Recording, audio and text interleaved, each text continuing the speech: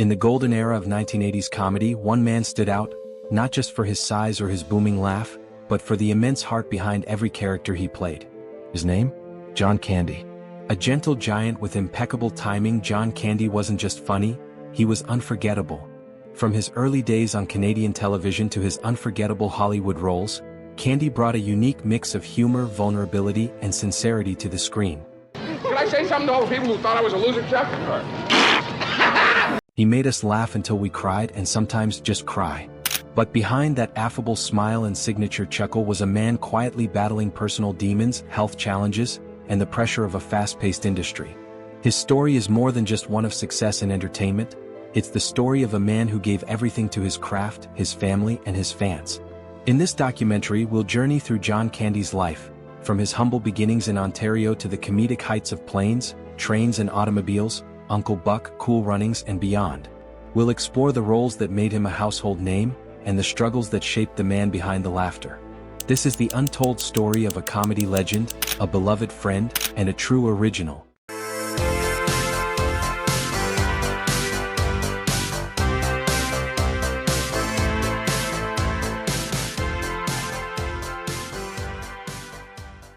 This is John Candy, the lovable funny man. John Franklin Candy, beloved comedian, actor, and Canadian treasure, was one of the most cherished performers of the 1980s and early 90s. Known for his big heart, booming laugh, and brilliant comedic timing, Candy's life was a blend of soaring highs, personal battles, and a legacy that continues to endure decades after his untimely death. Early life and humble beginnings. John Candy was born on October 31, 1950 in Newmarket, Ontario, Canada, a quiet suburb outside of Toronto. Raised in a working-class Roman Catholic household, John was the youngest of two boys born to Sydney and Evangeline Candy. His childhood was marred by tragedy early on. When John was just 5 years old, his father died of heart disease at the age of 35. That loss haunted Candy throughout his life, not just emotionally but physically, as he would later struggle with his own weight and heart issues. Despite the hardship, Candy was a bright, imaginative, and cheerful kid who found solace in performance. He dreamed of becoming a football player, and he had the size and presence for it. But a knee injury in high school dashed those hopes. Undeterred, he shifted gears and found a new passion, acting. He enrolled at Centennial College and then McMaster University, where he studied journalism and acting. It was during this time that his comedic genius began to emerge, the second city in comedy stardom. John's big break came when he joined Second City Toronto in the early 1970s, a Canadian offshoot of the famed Chicago improv group. There, he worked alongside future comedy legends like Dan Aykroyd, Gilda Radner, Eugene Levy, and Catherine O'Hara. It was in this creative, improvisational environment that Candy honed his skills as a performer, developing memorable characters, mastering timing, and building his distinctive comedic voice. In 1976, Candy became one of the founding members of SCTV, Second City Television, a sketch comedy show that would eventually become a cultural phenomenon. On SCTV, Candy's talent truly flourished. He created a wide array of unforgettable characters like the bumbling Johnny LaRue, sleazy game show host William B. Williams, and the endearingly clueless Yash Schmenge of the Schmenge Brothers polka duo. His ability to slip seamlessly into absurd roles while maintaining emotional grounding set him apart. You were making advances to a woman who was clearly involved with another man. You see, if you don't make calls, you don't make any sales. This man does not represent me, Your Honor. I would remove that from the court records. I would. Yeah! I'm sorry. See, I just got lucky in there with a girl. I didn't mean it like that. It's not what you're thinking. She does everybody in there. Not in that way. SCTV was a launch pad, not just for Candy but for a generation of Canadian comedians, breaking into Hollywood. By the early 1980s, John Candy had become a familiar face to North American audiences. His transition from sketch comedy to Hollywood came gradually but decisively. He appeared in minor roles in films like The Silent Partner, 1978, and 1941-1979, but it was Stripes, 1981, where he played the lovable Dewey Oxburger alongside Bill Murray, that put him on the Hollywood radar. Then came Splash, 1984, directed by Ron Howard. In it, Candy played Tom Hanks's womanizing yet sweet-natured brother, Freddie. The role earned him critical acclaim and made audiences fall in love with his mix of bravado and vulnerability. From there, his film career soared. The Candy era, a string of iconic roles. Throughout the 1980s and early 1990s, John Candy starred in a series of comedy classics that solidified his status as one of the most beloved comedic actors of his generation. His characters often had a consistent thread. They were oafish but good-hearted, awkward yet sincere. They made us laugh, but they also made us care. Uncle Buck, 1989. Perhaps one of Candy's most iconic roles, Uncle Buck paired him once again with director John Hughes, with whom he would collaborate on several films. Candy played the titular Buck, a slob, gambler, and misfit who ends up caring for his brother's kids. What could have been a broad, buffoonish role became, in Candy's hands, tender, hilarious, and full of unexpected wisdom. All I said was Canadian beer sucks. What is happening to me? Hey! Oh, God! What are you doing? This isn't a dream. I'm not dreaming.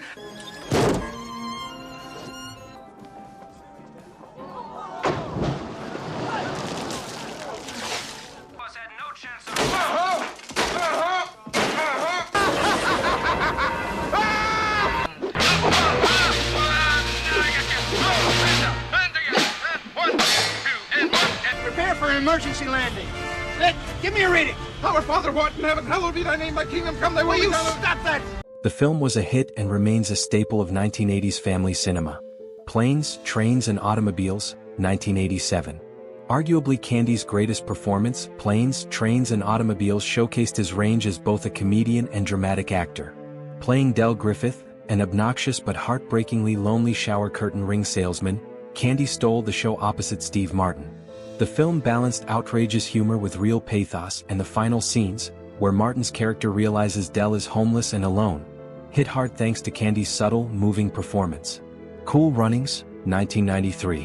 One of his final roles, Cool Runnings told the story of the Jamaican bobsled team at the Winter Olympics.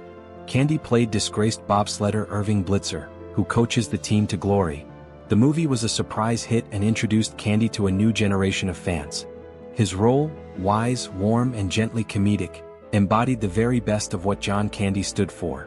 Other notable films from this period include Summer Rental, 1985, The Great Outdoors, 1988, Spaceballs, 1987, where he played Barf, the half-man, half-dog, who's Harry Crumb, 1989, Only the Lonely, 1991, a rare romantic lead role, co-starring Maureen O'Hara and Ally Sheedy, the man behind the laughs. Despite his cheerful on-screen persona, John Candy struggled privately. He battled with his weight for most of his life, often reaching over 300 pounds. He tried countless diets, trainers, and programs, but the stress of the entertainment industry, combined with personal insecurities, made long-term change difficult. Candy was deeply aware of his health risks, especially given his family history of heart disease. He once said in an interview, "I know where I'm headed if I don't start changing." But the pressures of fame, coupled with his generous nature, always trying to please everyone, often led him to neglect his own needs. Friends and colleagues described Candy as immensely kind, loyal, and humble. He was never the type to flaunt his success. He loved his wife, Rosemary Margaret Hober, whom he married in 1979, and his two children, Jennifer and Christopher Candy. He was devoted to them, often prioritizing his family over flashy Hollywood commitments. A love for Canada and giving back. John never forgot his roots.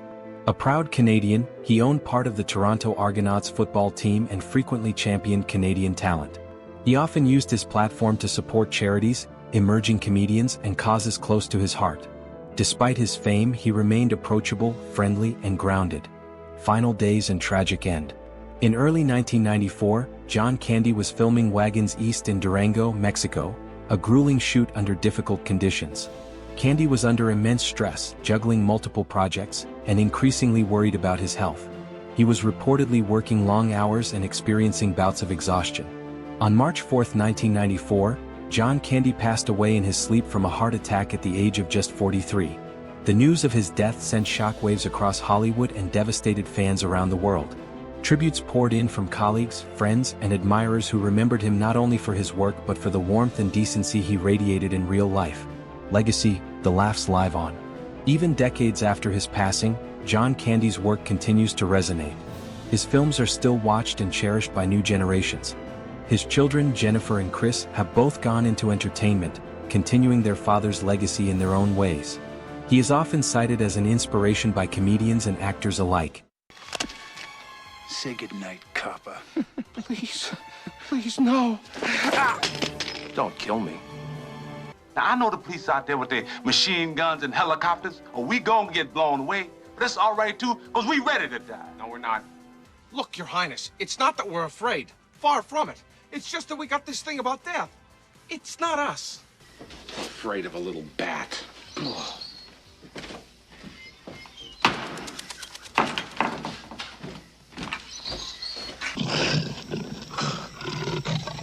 You're a big kitty cat. Yes, you are. Oh, what a big cat. Look. Big. Praised for his ability to blend humor and humanity, silliness and soul. What made Candy so special was not just that he made us laugh, but that he made us feel. His characters were never just jokes. They were people, often flawed but always endearing. Filmmaker John Hughes, with whom Candy had one of his most fruitful collaborations, once said, "John could be funny doing nothing at all. But when he brought his heart into a role, that's when the magic happened." The heart of comedy. John Candy was more than just a funny man. He was a rare performer who could carry a film, support a cast, and elevate a moment with a single look or line. He was generous with his laughter and generous with his love. In a world of flashy egos and cynical humor, John Candy was a beacon of warmth and sincerity.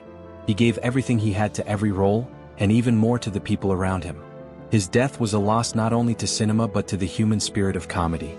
He was and always will be the lovable funny man. John Candy left us far too soon, but in his short 43 years, he gave us a lifetime of joy. He had a rare gift, the ability to make people feel seen, understood, and uplifted even while playing the silliest characters. He was more than a funny man. He was a father, a husband, a loyal friend, and a proud Canadian who never let fame change who he was at his core. Whether he was playing a polka-loving saxophonist or a bumbling uncle with a big heart, John Candy made sure you walked away smiling. Even today, decades later, his movies still bring laughter into living rooms around the world. That's the mark of a true icon. His humor was timeless. His kindness, legendary. So, as we remember John Candy, the laughs he gave us, the warmth he shared, and the legacy he left behind, let's keep his memory alive the best way we can, by sharing a laugh, spreading kindness, and never being afraid to show a little heart. If you enjoyed this documentary and want to see more deep dives into the lives of your favorite stars, don't forget to like this video, subscribe to the channel, and hit the bell icon so you never miss an upload. Thanks for watching, and remember, the best comedy always comes from the heart. Blue Heart.